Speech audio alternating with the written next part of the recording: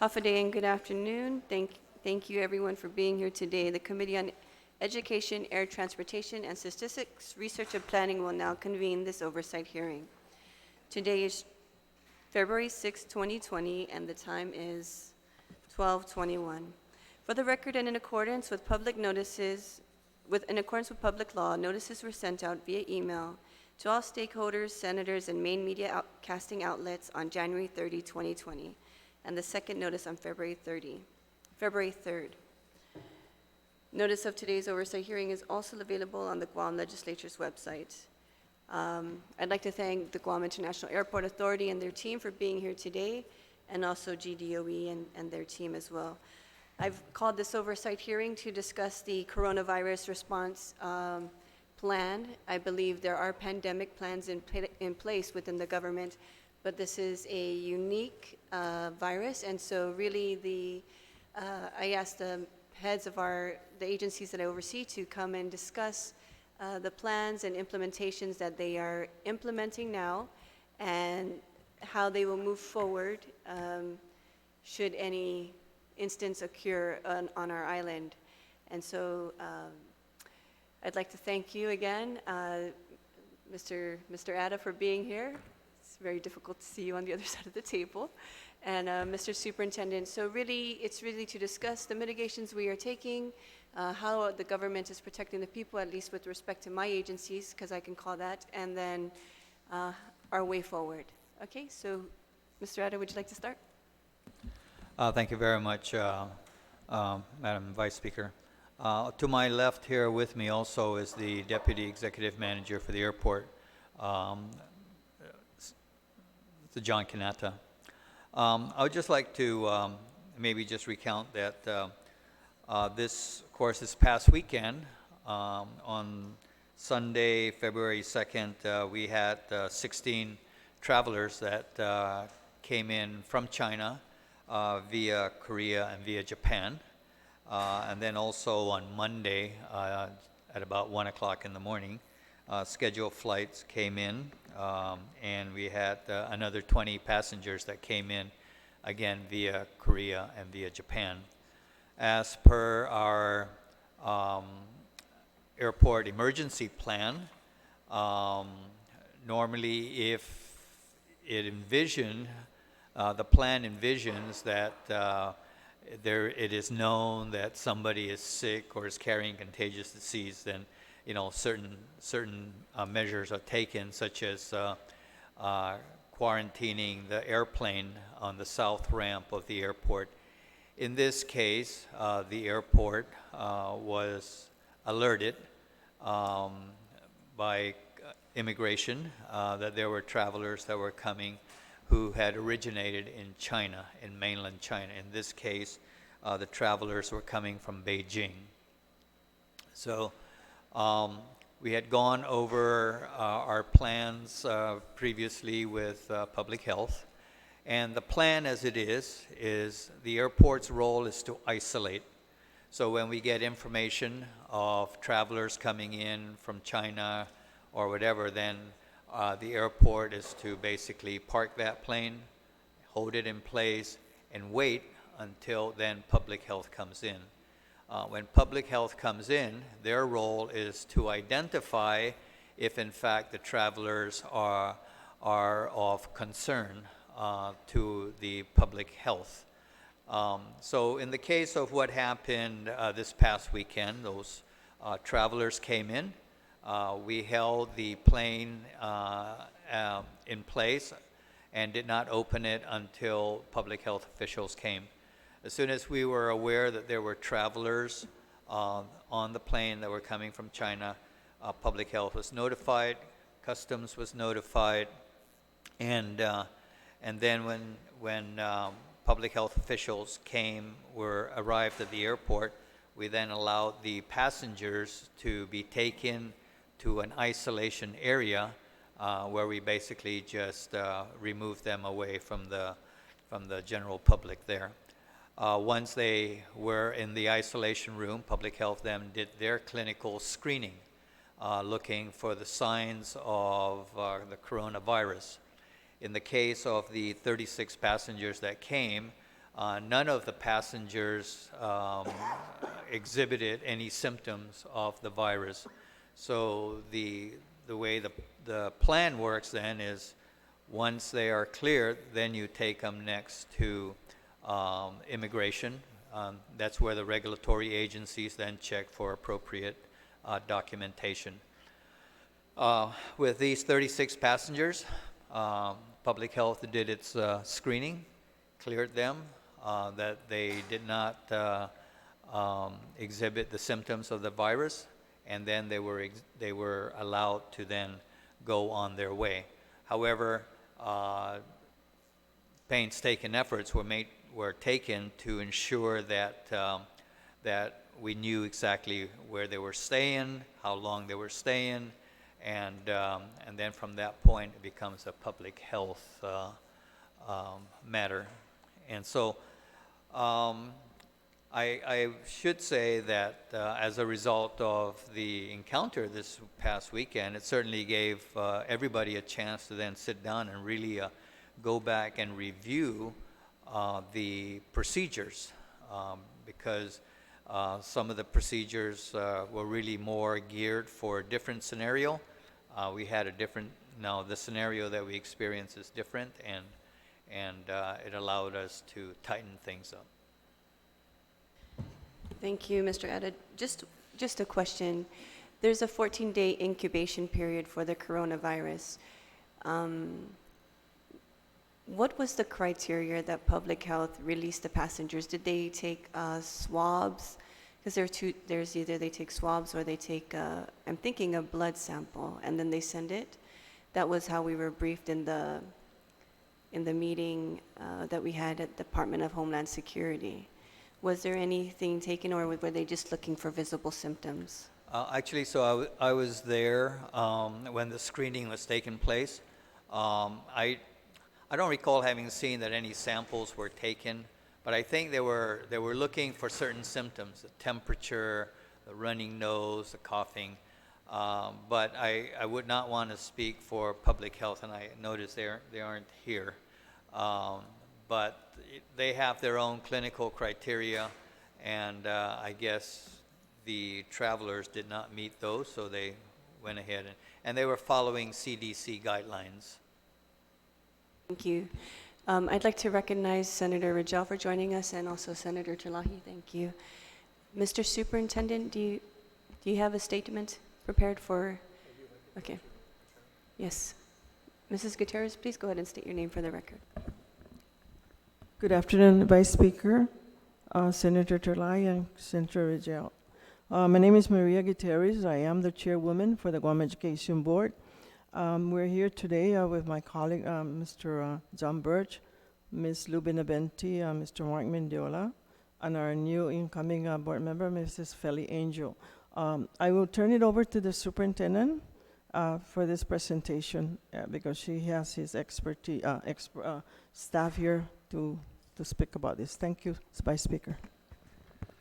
Thank you, Madam Vice Speaker and members of the committee. So I guess similar, we had an earlier roundtable over a different situation this school year, which was when dengue fever first was a concern earlier in the school year. And so you held a similar roundtable so we could discuss our approaches. And so I wanted to, as you recall, we do have board policies and standard operating procedures, board policy 336.3 and our SOP 1200-004, which cover communicable and reportable diseases within our school system. And both guidelines require coordination with the Department of Public Health, inclusive of communications to the general public with regard to any suspected communicable or reportable diseases. And as I stated before, our primary liaison, if I could just introduce a couple of people, we have a deputy, our superintendent, Kelly Sukola, who's here, who is the deputy kind of overseeing how we are addressing issues and concerns and working with our schools. And then Julieta Kineni, who is our Community Health and Nursing Services Administrator, and she basically coordinates the activities of our nurses, but also is our key liaison throughout the school year on a regular basis with Public Health.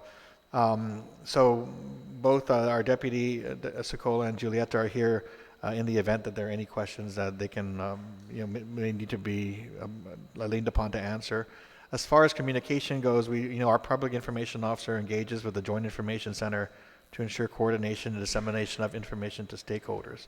So, I joined other elected officials, as I think you were both there January 31st to hear the briefing from the agency director, from public health, the governor, and some of the experts regarding where we were with the coronavirus information that needed to be disseminated. And then we later, at 2 o'clock that afternoon, we had a separate briefing for our school nurses, school administrators, and central office division heads.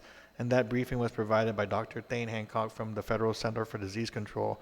And of course, that briefing covered information regarding the outbreak in China, the number of cases identified at the time, transmission, symptoms, prevention, and treatment. All that information has been disseminated to the public in terms of hygiene, in terms of monitoring symptoms, and of course coordinating with your medical providers and public health in the event that there is any concern. But based on this briefing that we had on Friday, our division heads, administrators, and nurses were requested to go back to their sites, update their employees with the information provided, and be vigilant in responding to any reports of potential infections with symptoms within our DOE community. But again, our primary reliance is on public health in terms of being trying to confirm information and prior to disseminating to our stakeholders. Over the weekend, of course, we all became aware of the President's order issued January 31st and effective February 2nd, suspending entry for foreign nationals traveling from China and requiring the screening and monitored quarantine of returning citizens. And we also became aware, as Senator Atta said, regarding the possible presence of individuals on island who may have traveled from China prior and arrived here prior to some of these measures being implemented.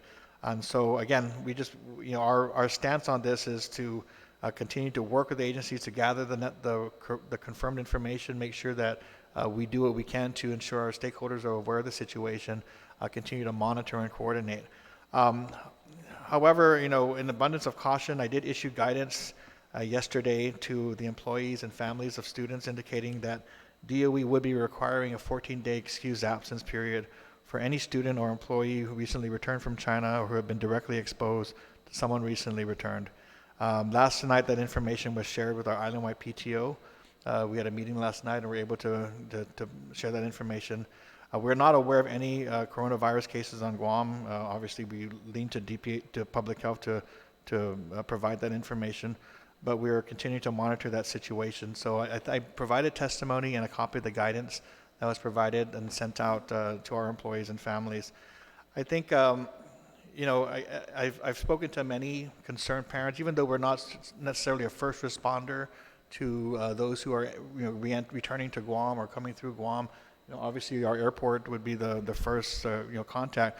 We're concerned for a number of reasons. Obviously, parents, employees who are hearing things out there in the community, come to school, want to see we have inside information or anything else. So we're very wary about putting out anything that might not be confirmed.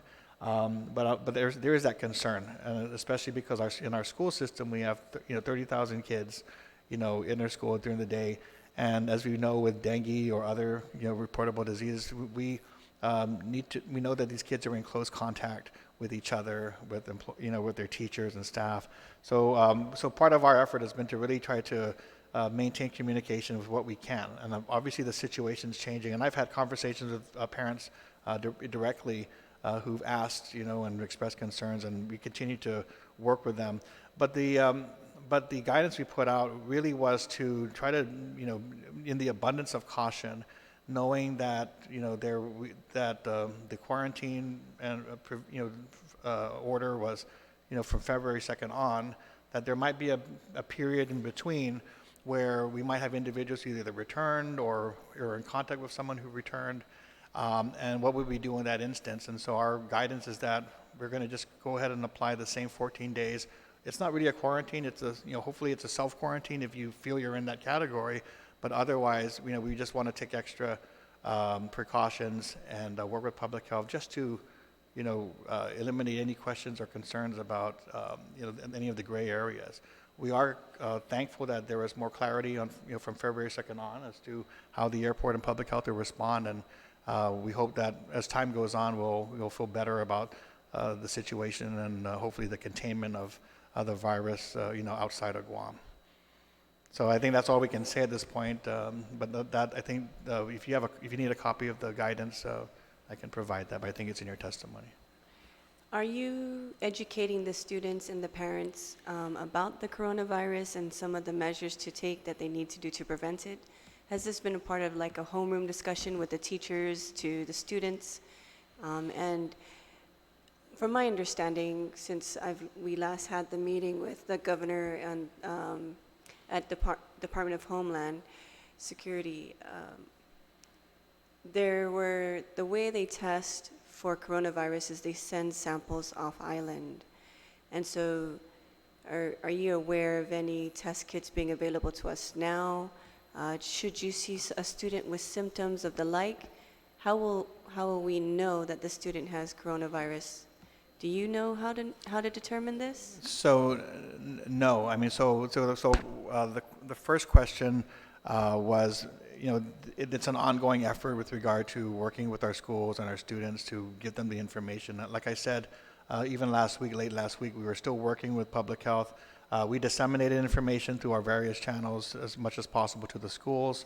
But, I think we're always looking for a more kid-friendly and, things like we've done with dengue. It took some time, but we were able to put up posters and other things that we could share in the school level, which are easier to understand. So usually the first bout of information sometimes is a little bit more complex and for a certain reading level, but we definitely are working with them to try to get more kid-friendly and family-friendly, parent-friendly information. But really what we're doing is whatever information we're able to get from public health and from CDC when they point us to the resources, we've provided to our administrators and nurses. We haven't issued any directives, but obviously it's been work with your employees at the school site and help ensure that we're able to answer questions with parents, and if you can't answer it, field them back up so we can get public health's response. Now the second issue with regard to test kits, I believe the protocol is really when we detect any symptoms, we're going to work with public health. Any concern, if you meet the criteria of having recently traveled or been in contact with someone who traveled, we would work with public health, ensure that they're able to get the student or the employee to get to a medical provider, and then provide assistance and monitoring in conjunction with public health. Okay, just my concern. We don't have any test kits, though. That's the other That's right. answer. Right. And so my concern is, Mr. Superintendent, is one, dengue was a mosquito to human transmission. Coronavirus is human to human transmission, and so the likelihood of it spreading is more evident than dengue. And secondly, if I don't have a clear picture, then the people of Guam probably don't have a clear picture. I don't have a clear picture of if my child is ill, how will DOE work with public health? Do we just say, okay, public health, here we have symptoms of this kind of criteria, and so do what you do. I think it's important that we understand all the agencies' function and their response in how they address this, each individual case, should the case happen.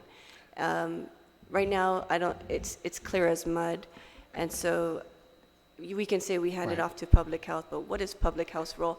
And I'm just saying that we need to make sure that the information is continuous with all the agencies all knowing each other's roles. Right. So if I could give a brief response, and then if I could ask Julieta, our head nurse here, to really give us additional information. So, but I will say that again, when I do reference public health, it's because we do believe they have the requisite expertise and the connections with those expertise and resources to ensure that we're given guidance as to how to respond. And obviously, the more information that comes in and the more the situation changes, we're relying on them for an updates. But we do have regular contact through our nurses. So if I could just have Julieta talk about how they would deal with this at the school site. Afternoon, good afternoon. So in the school setting, if any of our students are sick, we do have a policy that they get to be assessed by the nurse. So In the case of coronavirus or any other communicable disease, we do have a process in place. The student get assessed by the nurse. We complete some documentation or reporting requirements. We call it a morbidity report. We call Dr. Ann Babitsky and let her know this is a student, for instance, with just came back from China, and these are the symptoms the student have. So we coordinate with public health where the student will go. We contact the parent, and of course then exclusions start until we get clearance back. So this is a process that's been in effect through our SOPs, SOP 1200-004, managing our communicable disease. What is the form? You said they had to fill out a form? What is we listed call on the it form? we call it a morbidity report. That's what every other clinic or hospital will do to notify public health of the communicable disease. For instance, this is the listing of communicable disease. I'm not sure if you have a copy. So if we see any of those in the school setting, we contact the epidemiologist at public health and we communicate what the plan will be further. Okay, and then how do you address the environment that the student was in, should this be a positive case? How do you address the classroom setting, all the other students that may have been exposed to it? How do you address that? So normally, this is where, as I said, we work hand in hand with public health. We work with our principal so that rooms get to be thoroughly clean, wiped, swept, and then we also surveil that class. Say, for instance, if it was chickenpox, we will monitor them. We'll send a letter home to let parents know we, for instance, had a suspected chickenpox, and we'll be watching the kids for the next 21 days, or for that class specifically for the next 14 days to make sure whatever the incubation period is of the disease.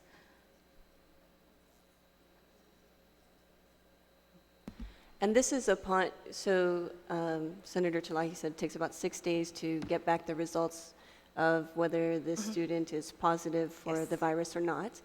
And so do you initiate this response to the students' parents immediately, or do you wait for the results to come No, back? we do the exclusion immediately Okay. upon knowing the precipitation of what the student presented with to us. So immediate exclusion.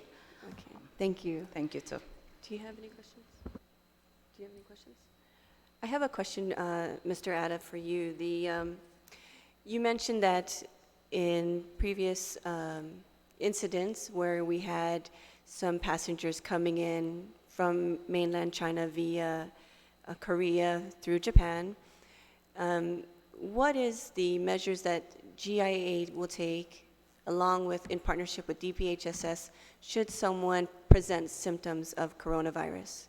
Because you mentioned earlier that there were no symptoms of the passengers that came in. So should we, if someone presents symptoms of coronavirus, how do we move forward at that part? Just upon the plane landing on ground. So we're tracking passengers all the way from coming in through mainland China. Is that correct? The airlines certainly have the database to take a look at the travel profile of passengers, so they'll know if the passenger that's getting on has recently been in China. And then, right. But now, don't forget that we are now in a new chapter today with the travel restrictions in place. So the airlines should be doing their own screening at the port of embarkation. So if that passenger gets on and he's coming, and he or she's coming from China within the last 14 days, if he is a non-U.S. citizen, the airlines should not allow him to board to come into the U.S. If they are a U.S. citizen, the airlines are supposed to route that passenger to one of the 11 approved ports of entry, Honolulu, San Francisco, and other places. So that means then that if a U.S. citizen, for example, lives on Guam, and so the way the restriction works is that they should route him through Honolulu and then back here to Guam. And then when they get to Honolulu, if they have been in China travel restrictions require that they be held in quarantine for mandatory 14 days before they are allowed to go further into the U.S. So that's the way it's set up. Is it a perfect mousetrap? No, it's not. Right. And then, should we find someone exhibiting symptoms of coronavirus, how does GIAA respond to that upon the plane landing? So if we wouldn't, GIAA does not have the trained clinicians to be able to, and we don't do any assessments of the passenger when they land. We just simply take information and say, you got so-and-so passengers that have come from China, and we would then escort them over to the isolation room. And then public health is the one that steps in and does the assessment. And so a little bit of, not a little bit, but the concern is that we're focusing on passengers coming in from China. So now we know that there's a global impact, right? And so even though we have this travel ban for passengers coming from China, the other countries are still traversing through Guam or whatnot, right? So should someone have coronavirus on the airplane, is there a way, or showing symptoms of coronavirus on the airplane, what is the process that GIAA takes with the airlines to do mitigation in that nature? Good morning, and I'm John Canathan, Deputy Executive Manager. First of all, it's not GIAA that takes that process. It's really Customs and Quarantine. So what happens is when a plane is arriving and docks, the first thing that a customs officer will ask for is the manifest. And when they present the manifest, the first questions they ask, is there anybody sick on board? And if there's anybody sick on board, that's when the Customs and Quarantine officer makes the determination. And so it depends. So it depends on what kind of situation. If they're sick on board, if they're air sick, or they were showing symptoms of fever and stuff, they will consult with the public health. So I think, is it Customs and Quarantine? Is there a representative? Yes, the director is here. Can we, do you mind, I know you're here, so can you just come forward and speak on this process? Thank you, Chief. I didn't recognize you.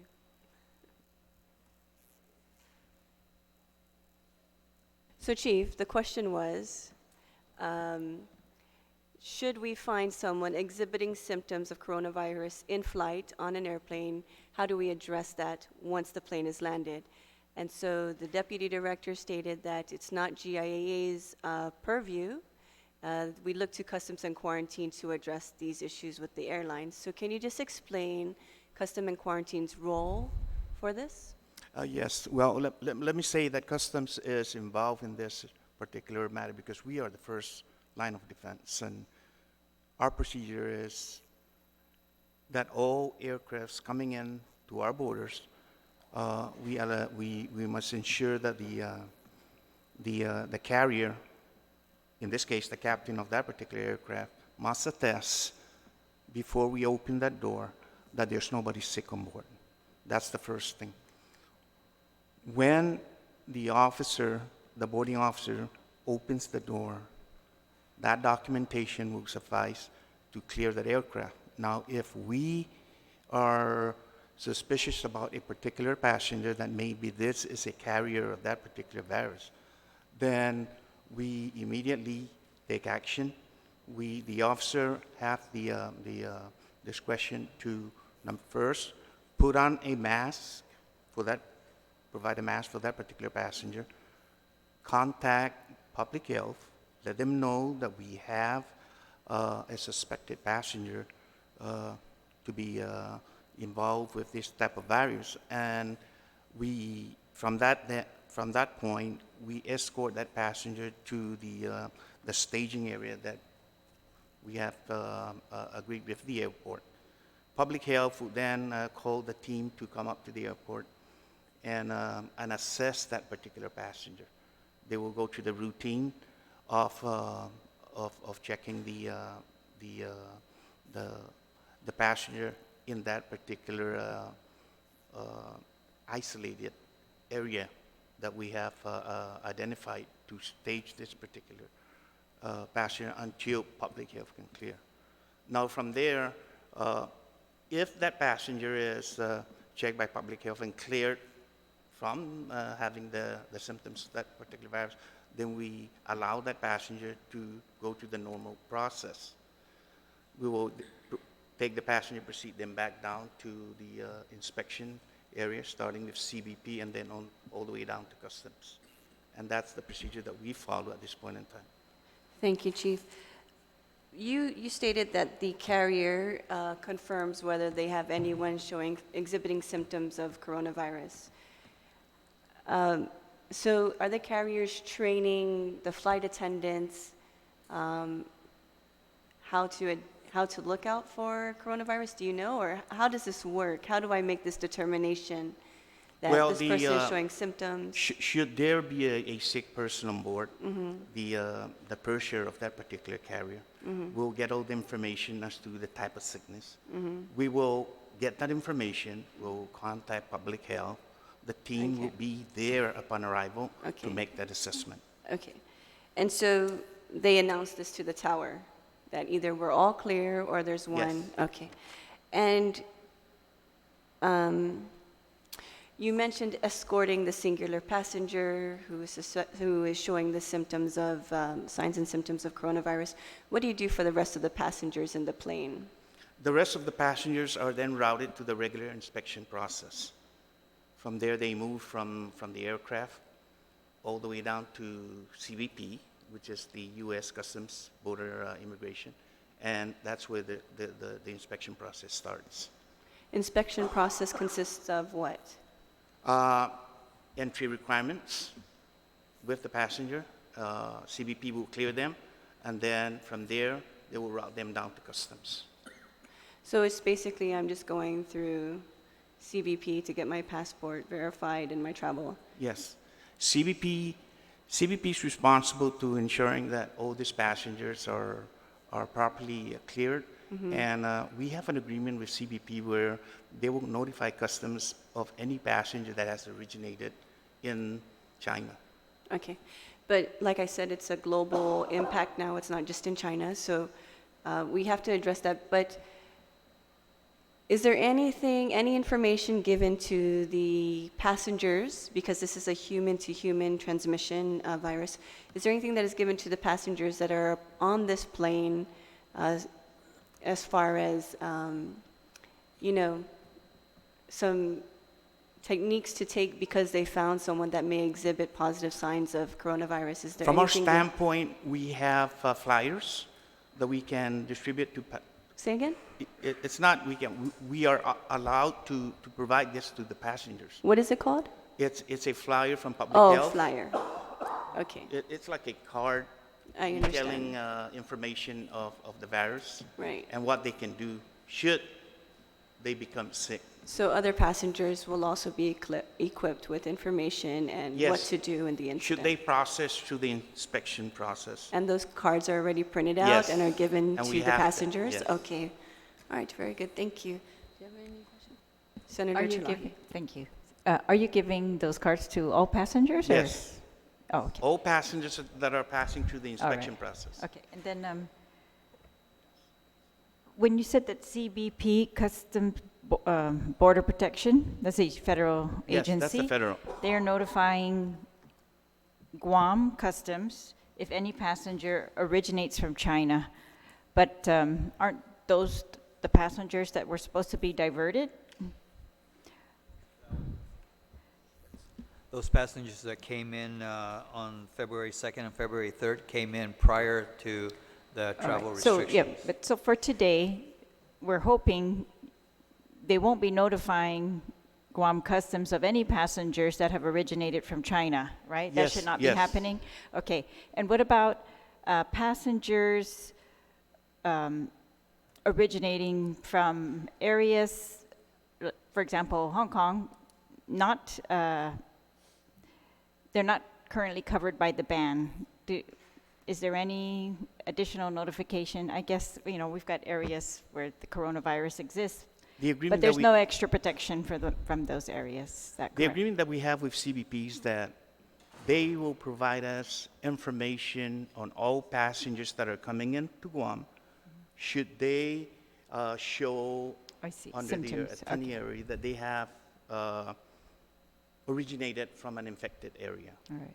And they can do that hours before the aircraft lands. All right. Do you feel that your men and women have enough gear to protect themselves? Yes, right now we have enough resources. Public Health has provided a lot of these resources to our officers to ensure that we protect our officers during this particular inspection. Thank you. And Mr. Fernandez, and at DOE also the nurses or whoever is going to be checking these students, do you feel like they're equipped enough to protect themselves? We're working on that. I mean, they've definitely, when we gave the briefing, we asked them to identify listings of supplies. I don't know if that's fully collected yet, so that we can ensure that they have adequate, you know, as much as possible, supplies in case that we see these issues at our schools. So I'm glad to see your policy directive it says to employees, parents, and students of GDOE.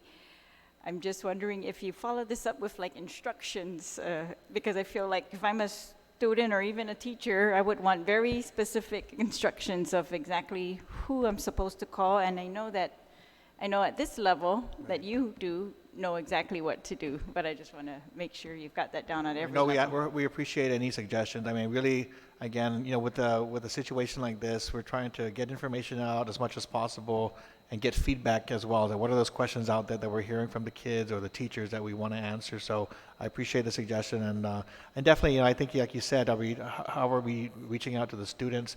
Part of that is, you know, we are relying on our teachers at the school site and our administrators, but again, I think I just asked them to push for more materials as much as we can to get them out because we don't know how long this will last. So I think just like we did with dengue, the more information we start posting up, so you know we can reach various levels of communication with different stakeholders, and we appreciate that suggestion.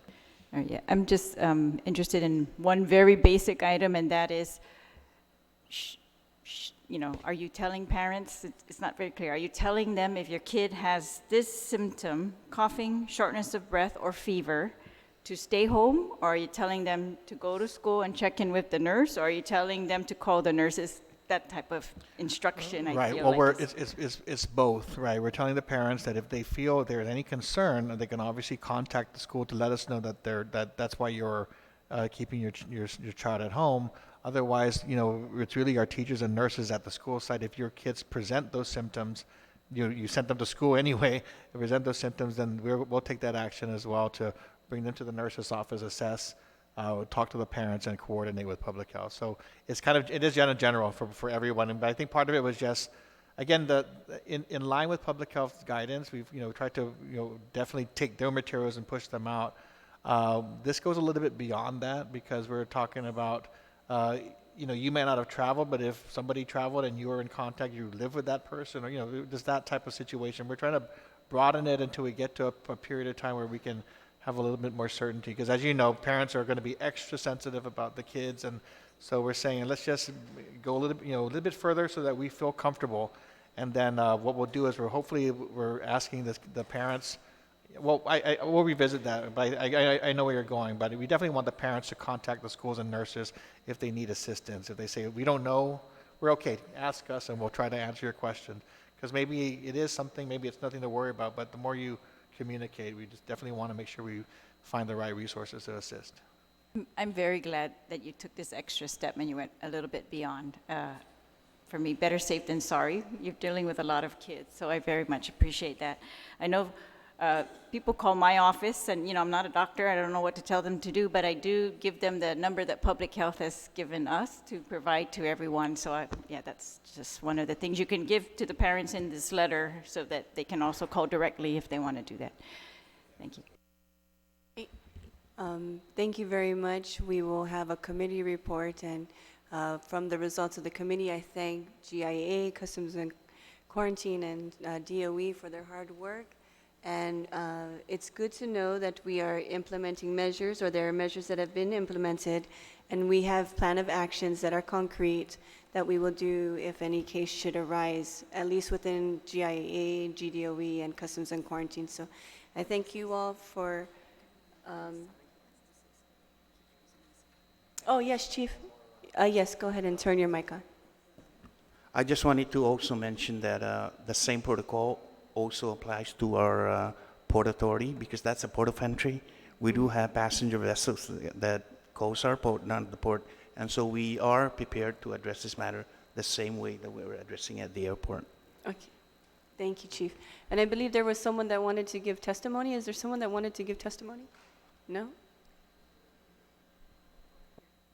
Did you want to give testimony? Can you please come forward?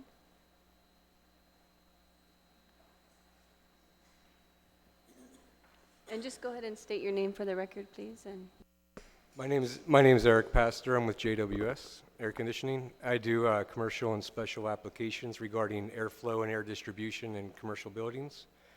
Over the last few weeks, I've been following the outbreak of this since the start of it, and it's very similar to when I was invited to some roundtable discussions with Speaker Forbes during the H5N1 avian flu and the swine flu pandemic we've had in the past. The steps that we take to safeguard passengers that come in to quarantine them after we assess them and whatnot were great steps. Once they do step off, when they are quarantined, at that point, they had already spread the virus through respiratory means throughout the building. The reason being, in the return air, as they're breathing when they come off the plane before they're assessed and they're quarantined, up until that point, along with students, they're already breathing and the air is getting distributed in between the ventilation and the forced air systems. So as the air gets returned into the return air, it's getting distributed back through the supply throughout the whole building. So what we're breathing in this room, by the time they exhale, if they did have contagious symptoms and they did have the spread of it, it would be distributed throughout the whole building in every single room. So there are steps. Just last week, there was a study that was done with a lab over in regarding Cirrus. Cirrus ensures the blood supply throughout the world. And they had conducted a test that shows that ultraviolet germicidal irradiation destroys the DNA and the RNA of the coronavirus itself. They had came up with a study that it had 100% deactivation of the MERS coronavirus, and they came up that the 2019 COV, which is the current virus that's going on in Wuhan, China, is 70% match for that specific coronavirus. We have studies done, and I'm not sure why the federal government hasn't stepped it up, so to say, but there are EPA Homeland Security verification results that show the specific ultraviolet germicidal irradiation system does have a 99% kill ratio of the DNA and the RNA of the nCoV coronavirus. And it is certified by the EPA and the Homeland Security. CDC also, and with ASHRA, the Occupational Safety of Heating, Refrigeration, and Air Conditioning, they recommend ultraviolet germicidal irradiation in the HVAC systems, which is the air conditioning systems. These are recommendations by EPA, Homeland Security, CDC, Department of Public Health and Social Services, and we haven't had any recommendations on implementing in these government buildings at this point. So I was curious to see what steps maybe we can do to help boost the airport or the public building aspect by the spread of it.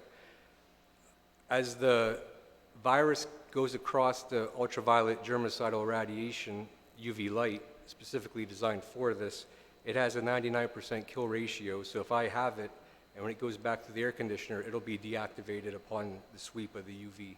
So I'm just asking the board and for the government officials and everybody involved on these talks to go back and look at these roundtable discussions we had in the past regarding ultraviolet germicidal radiation. And there's a lot of companies that do offer it, but we need to ensure it's certified by the EPA and the Homeland Security. Thank you, Mr. Pastor. Thank you. Okay, food for thought, gentlemen? Okay, so it is now 13:06. I'd like to thank all of you for being here today. This now convenes our oversight hearing. Thank you.